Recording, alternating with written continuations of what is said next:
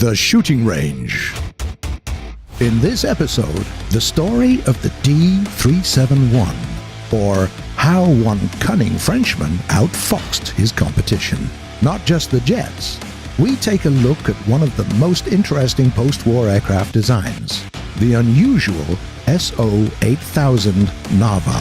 Hotline. The developers answer questions that you've left in the comments. But first, let's start with completely out of line, introducing French aircraft and French aircraft manufacturers.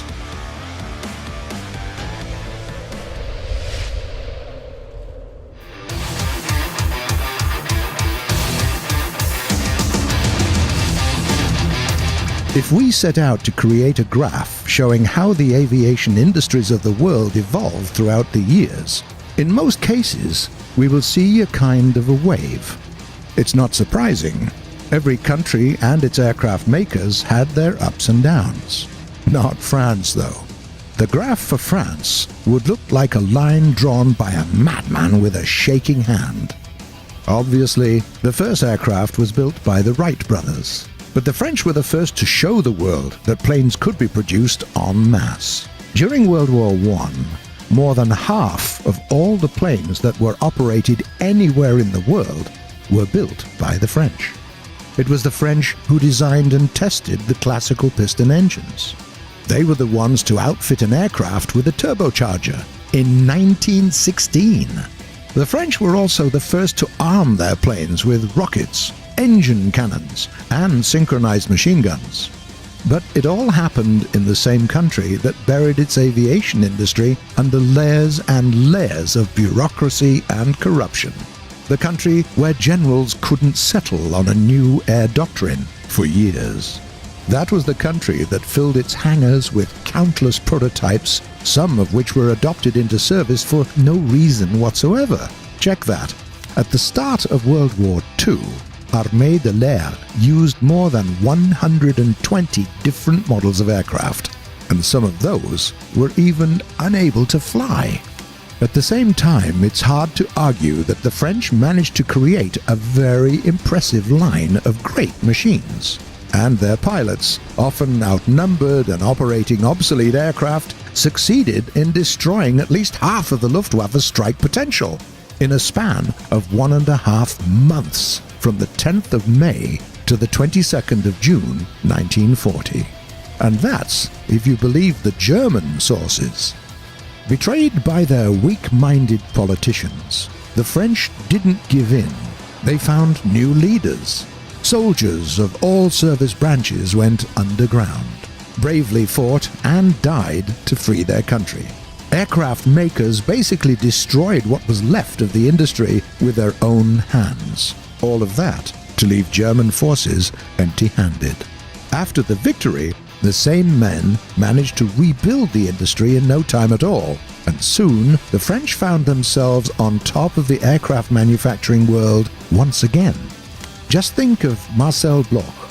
After his country had surrendered, he refused to work for the Nazis and was promptly thrown into Buchenwald, one of the most terrifying death camps. Despite torture and abuse, he survived and returned to France. At this point, he was a wreck, a shell of a man, crippled and half-blind. Charles de Gaulle came to him and gave him an order. He forbade Marcel to die. France needed new planes, and it needed a new industry, and Marcel Bloch rose from the dead. He carried out the order of his general. He took up a new name, Dassault, and lived and worked till he was 94, creating a plethora of amazing machines. And that's just one aircraft industrialist. There were many more. What about Antoine de Saint-Exupéry, Pierre Clostermann, the pilots of Normandie Niemann, and many others? Their deeds are unassailable proof that many Frenchmen valued the freedom of their country more than their own life. With update 1.73, the French are finally coming to War Thunder. It's going to be a tough battle, but the French are used to battles like that, aren't they? Next up, is the story of a plane that was literally created as a kind of bait.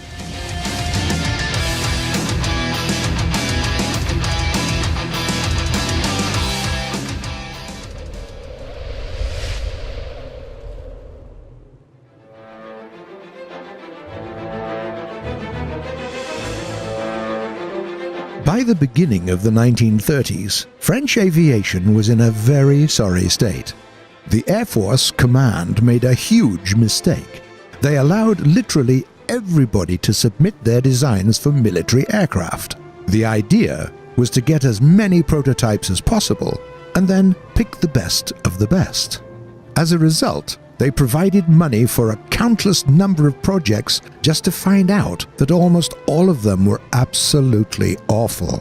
And in the end, the contracts went to those who had connections and had money, not to those who created good planes. Most weird, Émile de Watine was fine with that. He wasn't only a talented aircraft designer, but also a cunning businessman. From the very beginning of his career, he always preferred building for export. When the French Air Force wanted to buy some of his planes, well, that could be arranged, of course. You just had to wait until he closed his export contracts. If the army would like to pay extra, that would really speed up the process, no doubt. You get the idea. At the same time, de Watine knew how to build a fighter of tomorrow a lot better than the bureaucrats of the Air Ministry. He was one of the first to discard the idea of a biplane and built his first monoplane with a parasol wing as early as 1920. It was called the D-1, and it was immediately bought by Yugoslavia. After this first success, de Watine spent almost 10 years creating fighters with parasol wings, each better than the previous ones. He made a lot of good deals. His planes could be found everywhere, from Italy and Switzerland to Japan and Argentina. Of course, such success created a whole army of copycats who tried to make money on building similar machines. So, when France, in 1932, announced a competition for a new fighter, there were a lot of monoplanes with parasol wings and 4 machine guns. Everybody wanted to beat de Watine on his own field. Considering this situation, it was pointless to create a new plane with the parasol wing. It was no use competing against big companies that could literally bury you with money.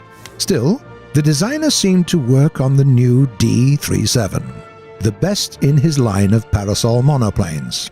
He even bragged about being the only person who had the moral right to create such a plane for France. The other competitors were too delighted with the news to see what was coming. Of course, it was only a trick. Right before the start of the contest, he presented a brand new D-500 monoplane fighter with cantilever wings. In the first test flights, it easily reached the speed of more than 400 kph and proved to be a lot better than the parasols when it came to G-force tolerance, construction simplicity, and a lot of other parameters. And it was simply more comfortable, so there's that. A dirty move? Certainly. Well, wait till you hear what de Watine did next. Right after that, he presented yet another fighter, the D-501. It was the same plane, but instead of 4 machine guns, it had 2 of them and a 20mm engine cannon. Needless to say, the contest was over before it even began. The D-500 was so successful that even the D-37 got some love. The guys from the Air Force were so excited that they ordered both of those planes to be mass-produced. The other competitors were devastated. But de Watine wasn't done yet. He suggested that they should improve the design by swapping the wing machine guns for 2 20mm cannons. And as a compensation for the extra weight, he outfitted the machine with a more powerful Gnome-Rhone engine that provided 900 horsepower. That's how the D-371 was born. A plane with a new engine that sometimes carried Oerlikon 20mm cannons. As for Émile de Watine, he was only beginning to play his part in this dramedie called French Air Force Between World Wars. And the new act of this play was already on the way. At the end of World War II, it was clear that jet engines were the future of fighter aircraft. But for other types of aircraft, the choice of engine wasn't as simple.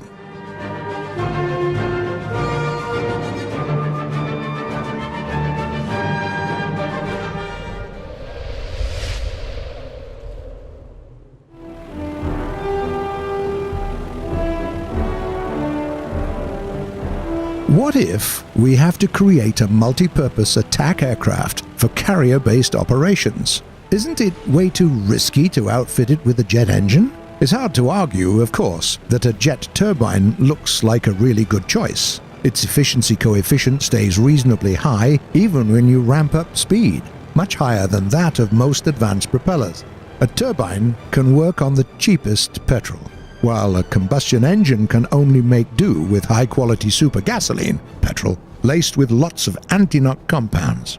Yes, some parts of the turbine must be made of expensive heat-resistant materials, but a conventional engine of the same power would have many more parts in the first place, which means that in the long run it's considerably cheaper to build and maintain jet engines. But let's slow down a bit.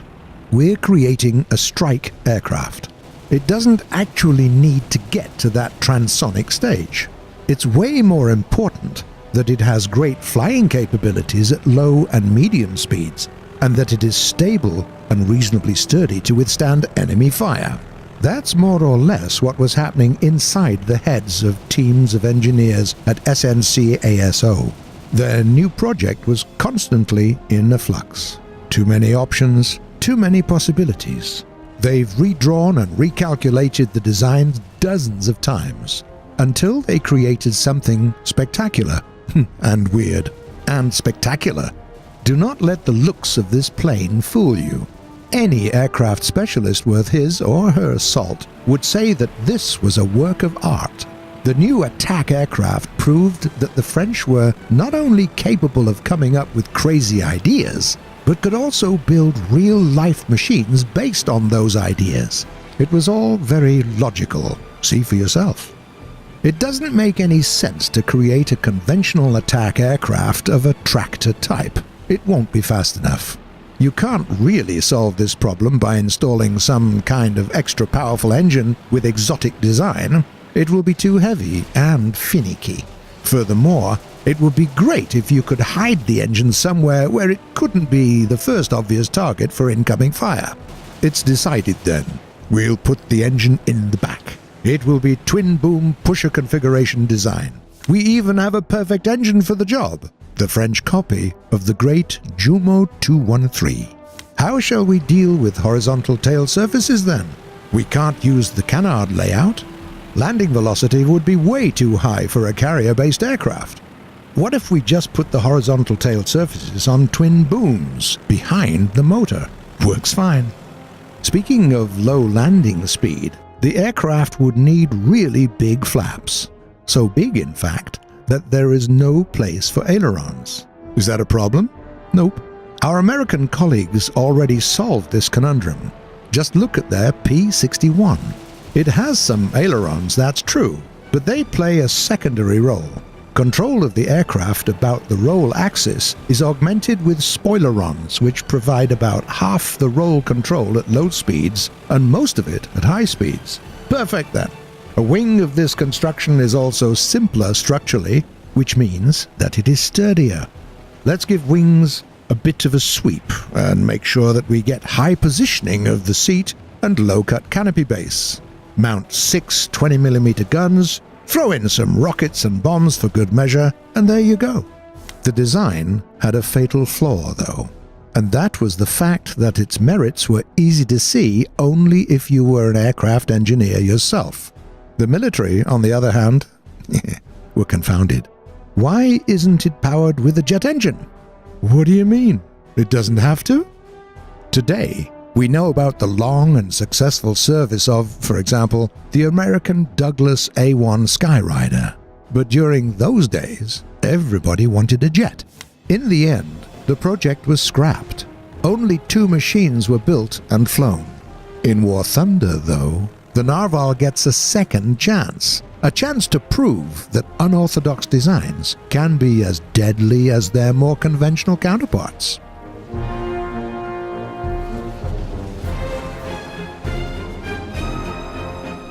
Get ready for the traditional last part of our show, Hotline. Developers answering questions from the comments.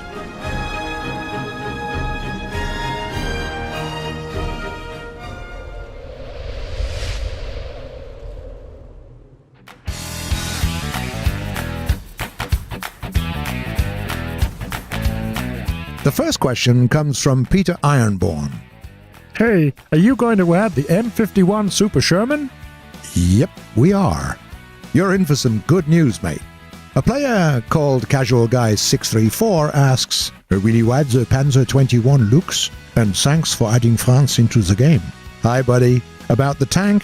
Not right now, but it may happen in the future, and you're welcome. Then there is a question from Lego Dude 2771. Gaijin, maybe in the future you could create a way for people to make their own tanks by combining the hull and a turret, and maybe even choose different machine guns like the MG34 from Germany and a 50 cal for the US? Sounds like a neat idea, but mate, that would be a completely different game, wouldn't it? If you want to drive some weird contraptions, take a gander at the craziness that is live.warthunder.com. If unusual, or plain bonkers, vehicles are your thing, that is certainly the place to go.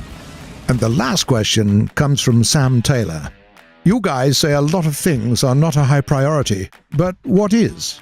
Well, lately it was the French, and stability, and optimization, the usual suspects. That's it for today, but feel free to write your questions in the comments below. We do read them all, and you might see some of them answered in the next episode. If you like what we're doing, don't forget to subscribe to our channel. See you on the shooting range.